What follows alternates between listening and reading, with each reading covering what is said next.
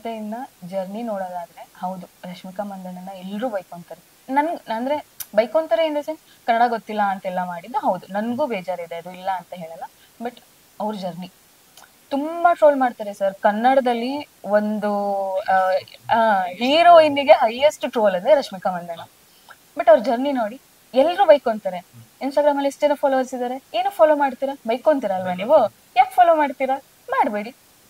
ಆಮೇಲೆ ಕನ್ನಡಕ್ಕೇನ್ ಬರಲ್ಲ ಅಂತ ಹೇಳಿಲ್ಲ, ಕನ್ನಡದಲ್ಲಿ ಮಾಡಿಲ್ಲ ಅಂತ ಹೇಳಿಲ್ಲ. ಯಾಕೆ ಈ ಕನ್ನಡ ಹೀರೋಯಿನ್ಗಳು ಏನಕ್ಕೆ ಬಿಟ್ಟು ಹೋಗ್ತಿದಾರೆ ಕನ್ನಡನ? ಅದನ್ನ ನೋಡ್ಬೇಕಲ್ವಾ ಫಸ್ಟ್.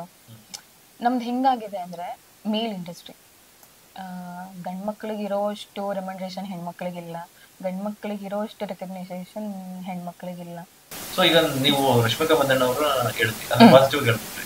ಬಟ್ ಕೆಲವೊಂದಿಷ್ಟು ಅವ್ರ ಮೇಲೆ ಇದಿದೆ, ಅಂದ್ರೆ ಏನು ಮೇಜರ್ಲಿ ಕನ್ನಡ ಕಂಪ್ಲೇಂಟ್ಸ್ ಜಾಸ್ತಿ ಇದೆ. ಒಂದು ಕನ್ನಡ ಬರ್ಲಿಲ್ಲ ಅಂದ್ರೆ ಸೆಕೆಂಡ್ರಿ, ಓಕೆ, ಬಟ್ ಎಷ್ಟೋ ಜನಕ್ಕೆ ಬಂದಿಲ್ಲ. ಬಟ್ ಕನ್ನಡ ಮಾತಾಡಕ್ಕೆ ಇಷ್ಟಪಡೋದಿಲ್ಲ ಕೆಲವೊಂದು ವೇದಿಕೆಯಲ್ಲಿ.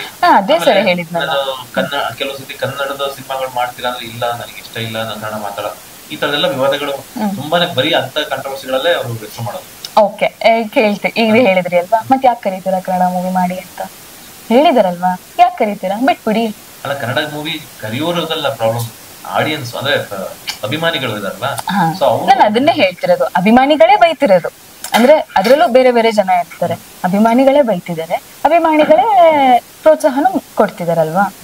ನಿಮಗೆ ಇಷ್ಟ ಇಲ್ಲ ಅಲ್ವಾ ಕನ್ನಡ ಬಗ್ಗೆ ಅಷ್ಟು ನೀವು ಮಾತಾಡೋರು, ಕನ್ನಡ ಬರ್ತಿಲ್ಲ ಅಂತ ಅಂತಿದೆ ಈ ಹುಡುಗಿ ಅಂತಂದ್ರೆ ಸಪೋರ್ಟ್ ಮಾಡ್ಬಿಡಿ. ಸಪೋರ್ಟು ಮಾಡ್ತೀರಾ, ಬೈಕೊಂತೀರಾ. ಯಾಕೆ ಮಾಡ್ತೀರಾ? ಎರಡು ತರ ಅಂದ್ರೆ ನೀವು ಹೇಳ್ತಿರೋದು, ಟ್ರೋಲು ಮಾಡ್ತಿದ್ರೆ ಹೆಸರು ಕೊಡ್ತಿದ್ದೀರಾ, ಎರಡೂ ಆಗ್ತಿರೋದು ನಿಮ್ಮಿಂದಾನೆ. ಸೊ ಪಾಸಿಟಿವ್ ಸೈಡ್ ನೋಡಿ, ಅವ್ರಿಗೂ ಪರ್ಸನಲ್ ಲೈಫ್ ಇರುತ್ತೆ. ಇವಾಗ ಸರ್ ಅವ್ರು ಆಗಿರೋದಕ್ಕೆ ಟಾಲರೇಟ್ ಮಾಡಿದ್ದಾರೆ ಸರ್, ಅವ್ರಿಗೆ ಮಾಡಿರೋ ಟ್ರೋಲ್ಸು. ಬೇರೆ ಯಾರಾದ್ರೂ ಹೆಣ್ಮಕ್ಳಾಗಿದ್ರೆ ಹಿಂಗ ಆಗ್ತಿತ್ತು ಹೇಳಿ? ಅಂದ್ರೆ ಅವ್ರನ್ನ ಆ ಲೆವೆಲ್ ತಗೊಂಡೋಗೋ ಲೆವೆಲ್ ಟ್ರೋಲ್ಸ್ ಅಲ್ಲ, ಯಾಕಂದ್ರೆ ಅವ್ರು ಎಲ್ಲೋ ಇದ್ದಾರೆ. ಅದೇ ಅವ್ರಿಗೆ ಟಚ್ ಆಗಲ್ಲ, ಅದನ್ನೇ ಹೇಳಿದ್ ನಾನು. ಅಂದ್ರೆ ಒಂದು ಸೋಕತ್ತೆ ಅಂತಾರಲ್ಲ ಗಾಳಿ, ಆ ತರ ಅಷ್ಟೇ. ಹೌದು, ಬಟ್ ನಾನು ಸುಮ್ಮನೆ ನಮ್ಮ ಇಂಡಸ್ಟ್ರಿ ಬಗ್ಗೆ ಇದೆ ಒಂದು ಗೌರವ ಇಟ್ಕೋಬೇಕಾಯ್ತು. ಇಷ್ಟು ಜನ ಮಾತಾಡ್ತಾರೆ, ಹೌದು, ಬೆಳೆದಿದ್ದಿಲ್ಲಿಂದ ಬಂದಿದ್ದಿಲ್ಲಿಂದ ಹೌದು ಗೌರವ ಇಟ್ಕೋಬೇಕು. ರಜನಿಕಾಂತ್ ಅವರು ನಮ್ಮ ಕನ್ನಡದವರಾಗಿರೋದ್ರಿಂದ ಅವ್ರು ಎಷ್ಟೋ ಸಲ ಹೇಳಿದ್ದಾರೆ, ಹೌದು ಹೌದು, ನಾನು ತಮಿಳ್ನಾಡಲ್ಲಿ ಬೆಳೆದಿರಬಹುದು, ನನಗೆ ಕನ್ನಡ ಹೌದು. ನಾನು ಹೇಳೋದಷ್ಟೇ sir, whatever the differences, ಏನೇ ಡಿಫ್ರೆನ್ಸ್ ಇರ್ಲಿ, ಏನೇ ಮಾಡಿರ್ಲಿ, ನೀವು ಅಲ್ಲಿಂದ ಬಂದಿದ್ದೀರಾ ಅಂತ ಅವ್ರಿಗೆ ರೆಸ್ಪೆಕ್ಟ್ ಮಾಡಿ. ಹತ್ತಕ್ಕೊಂದು ಹೆಜ್ಜೆ ಕೊಟ್ಟಿರ್ತಾರೆ, ಹತ್ತಕ್ಕೊಂದು ಏಣಿ ಅಂತ ಹೇಳಿಲ್ಲ ಅಂತಂದ್ರೆ ಆಯ್ತು, ಏಣಿ ಅಂತಾನೆ ತಗೋಬಹುದು ಎಕ್ಸಾಂಪಲ್. ಆದ್ರೆ ಹತ್ತಿರೋ ಹೆಣ್ಣಿನ ಒದಿಬೇಡಿ ಅಂತ ಯಾವಾಗ್ಲೂ ಹೇಳ್ತಾರಲ್ವಾ, ಅದೇ ತರನೇ ನಾನು ಹೇಳೋದು.